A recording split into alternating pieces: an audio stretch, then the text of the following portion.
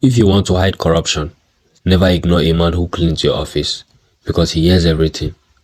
At 11:47 p.m., the top floor of Harlow Investments was empty, except for the janitor. Miguel pushed his cart quietly past the executive offices. No one noticed him. They never did. That's why they talk freely inside the glass conference room. Three executives whispered, "They will never trace it. Shift the liability to the pension fund. By the time anyone notices, we will be gone." Miguel didn't react. He just cleaned. But he had a habit.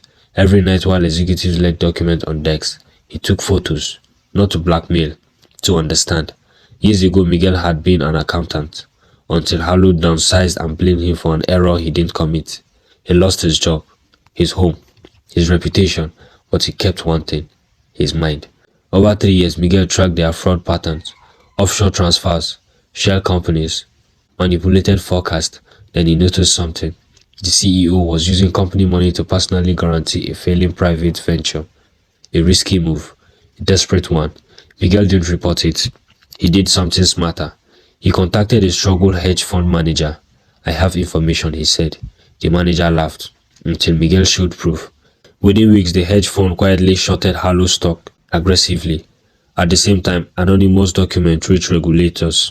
Not enough to shut the company down, just enough to cause panic. The stock began to fall.